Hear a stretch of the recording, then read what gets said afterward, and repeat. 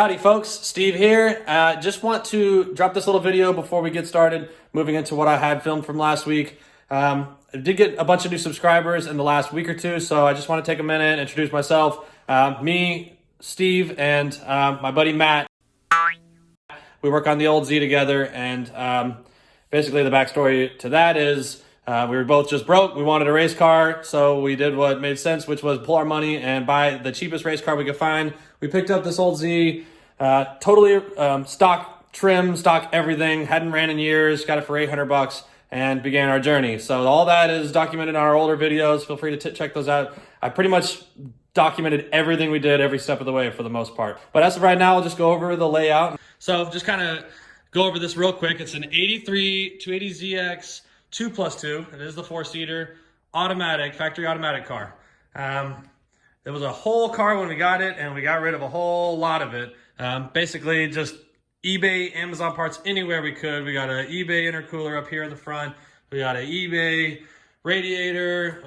I did the charge piping. It was just an eBay universal intercooler piping kit. But I do have buried under my boxes here, I do have a TIG 200 TIG welder. I'm kind of starting to get into doing a little bit more of that type of stuff. I'm by no means an expert welder, but just kind of learning as we go. The engine is a stock bottom end L28 ET. It is the original engine. The manifold is just a manifold off of an NA car that I just kind of ground down and painted smooth and stuff. We got a billet fuel rail with 850cc Bosch EV14 injectors. It's got a stage 2, I believe, Schneider turbo camshaft, as well as their springs and retainers, and a Cometic MLS head gasket. Everything else with the engine is stock. We did replace the timing chain set. We converted it has a P90A L28 ET head.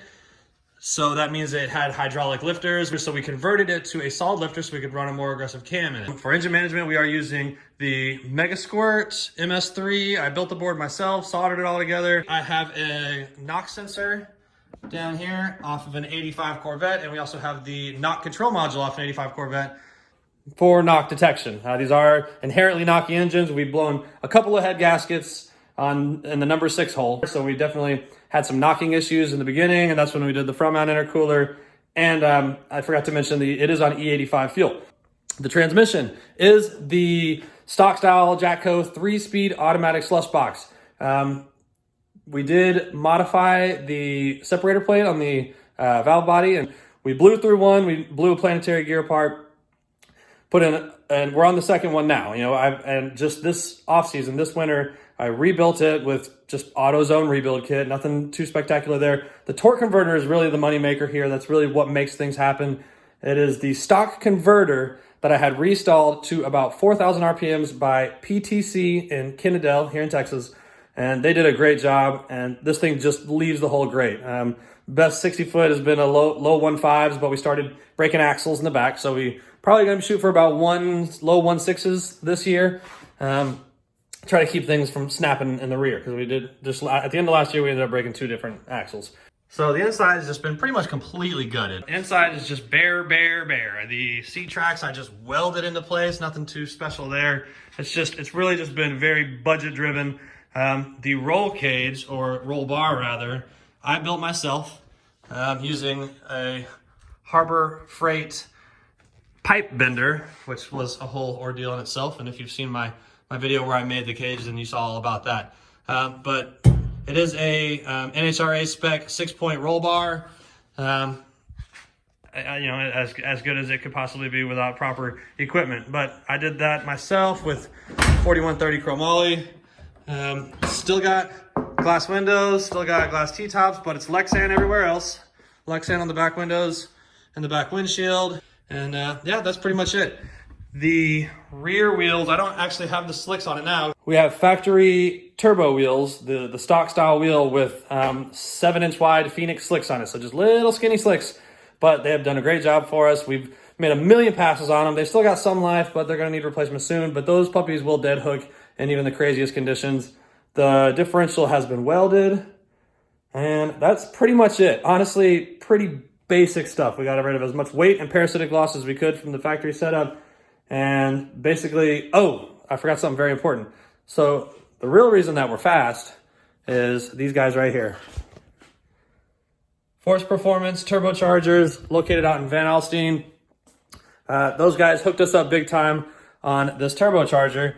So there's not much to see from this angle, but that's a 56 millimeter billet wheel T3 turbo with an integral wastegate actuator, 0.82 AR, turbine housing, and a 3-inch V-band downpipe. It's just an open downpipe, shoots straight down at the earth when you're driving. So that puppy has been making a lot of stink for us. Highest boost we've run on the car is about 22 PSI, and that was getting us in 7 zeros an eighth mile. Never ran a quarter at that power level, but it did get us a couple 7.0s. So you can imagine it's got to be pretty close to 10-second range at that power level. And we will be getting back to that power level here very soon. But first, import face-off is in 2 weeks. Last year, we won the 11.5 index class. This year, we're aiming to do the same thing, but we do have to turn the car down a little bit to do that. Last year, around 18.5 pounds or so got us, right at 11.5. So we should be running very, very close to 11.5. And my buddy Matt, my partner, and building this thing is going to be piloting it this time. I raced it last year. I got a trophy upstairs already. It's his turn to try to win a trophy. And just know that we should be racing this weekend at 8th Mile in Ferris, Texas at Extreme Raceway. And all we want to do is see something real close to a 7.4 in the 8th Mile. And then we'll probably just put it on the trailer. And then we're just going to gear up for import face-off.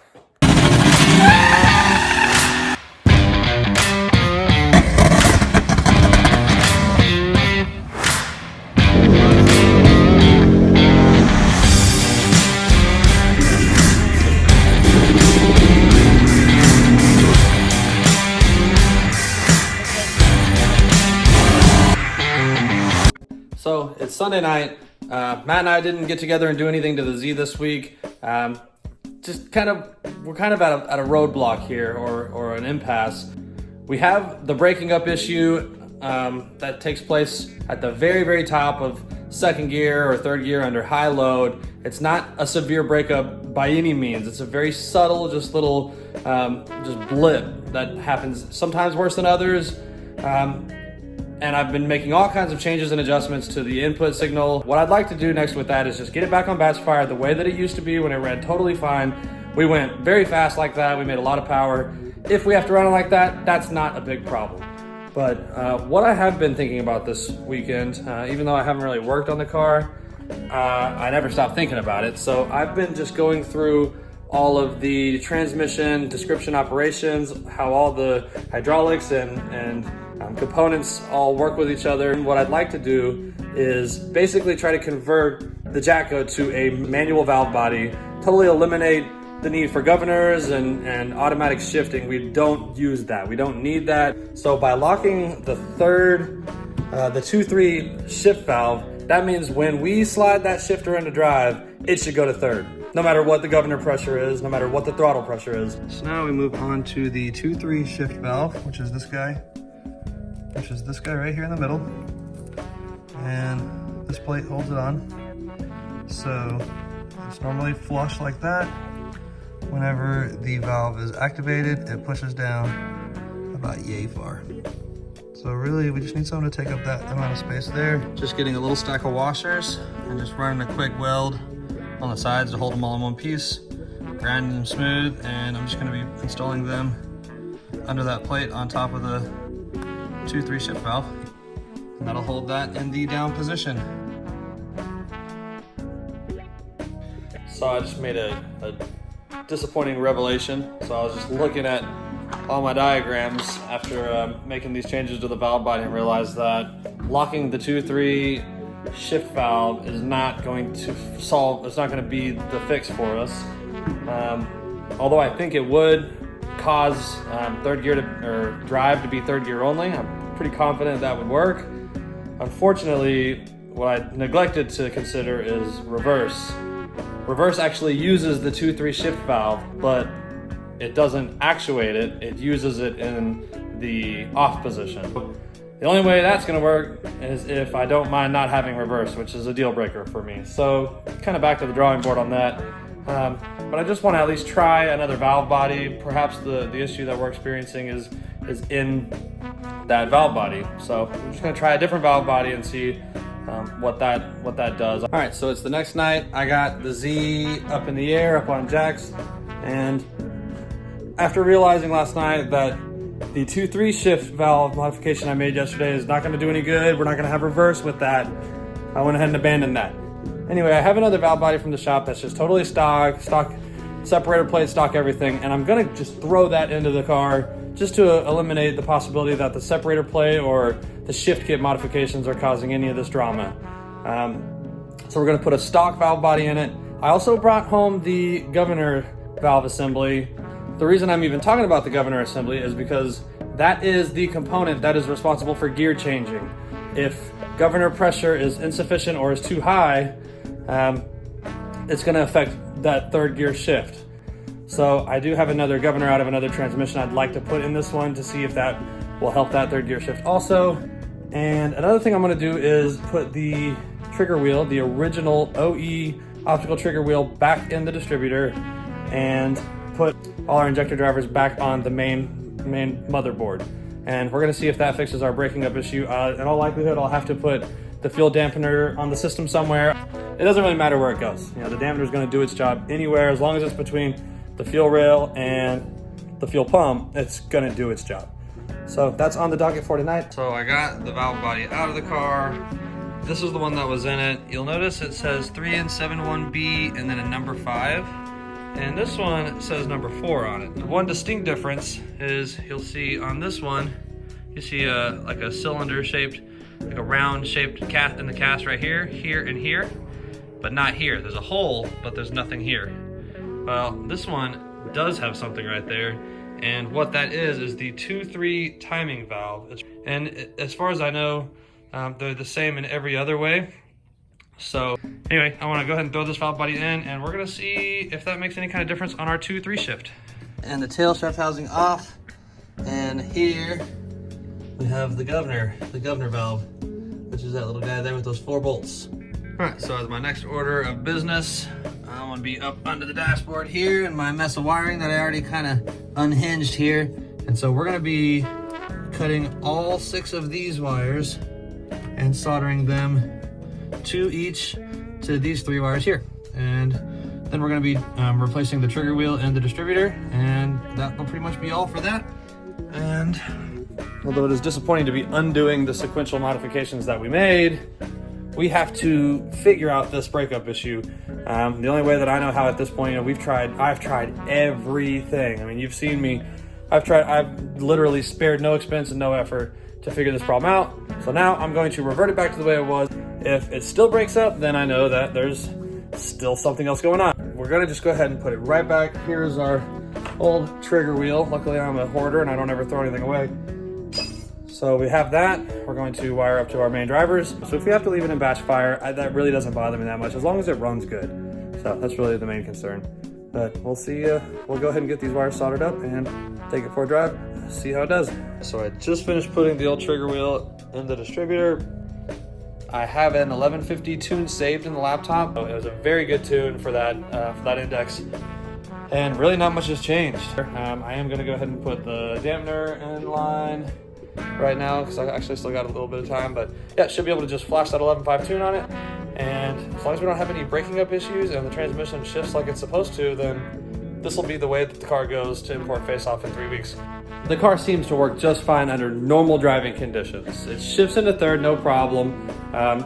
It does feel like it's a delayed shift even under like lighter throttle conditions, but it's tough to really say that something's like seriously actually wrong because it still finds all the gears and everything seems to work okay. Once it's in third, it holds well. It's just really the only thing that's going on is it feels like it's making the shift too late.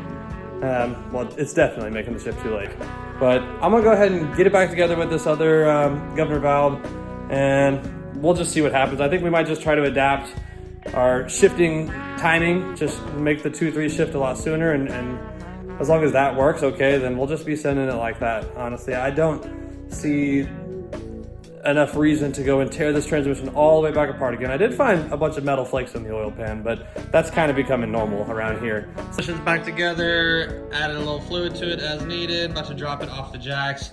And last night, I'm not sure if I showed this or not, but I do got that's the fuel dampener that was located back by the tank that we had removed when we ran all the PTFE hoses.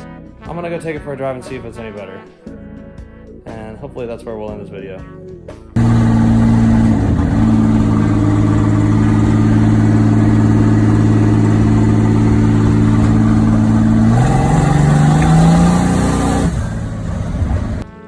After that test drive, I can say with confidence, we do not have a breaking up issue anymore.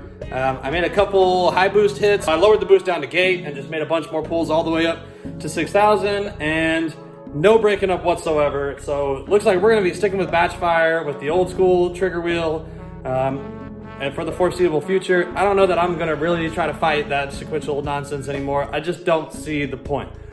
But that's sorted, and in more good news, I don't know if any of the crap that I've done to this transmission has really had any difference. I still feel that there's a long delay between switching the shifter into drive and third gear, or the 2-3 shift happening. There's definitely a significant delay there that there did not always used to be.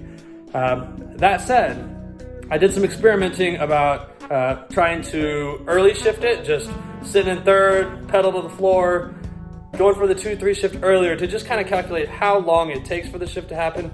And I think it's pretty reasonable. Honestly, I think it probably takes a little over a half a second or so for the 2-3 shift to commence. Now, when we're at 19 PSI, that second gear disappears pretty quick. You know, we get up to the top of second gear real fast. So the half a second is going to be pretty imperative to time correctly. But once the shift happens, it is a fast, crisp, very confident shift. I mean, it's just a straight, I mean, it grabs third and it grabs third by the balls. So I definitely feel like the shifting is totally fine as far as being fast and competing. Now we just need to program the driver, you know, so we just got to get used to going for the 2-3 shift a little bit earlier, and I don't think we're going to have any issue out of this transmission, hopefully, for a while. I mean, it seems to run really good. So got sorted. The two issues, in my mind, they're sorted. Both issues that we've been fighting all week, which is awesome news. I'm hoping to get some track time this weekend. We need to get this car dialed around 7.4 to get ready to do 11.5. But it's been so long since we had this thing on a track surface, and it's been so long since we've launched it, and we need to knock the dust off and get back to it. But anyway, that's going to do it for this week. Thanks for watching. We'll see you next week.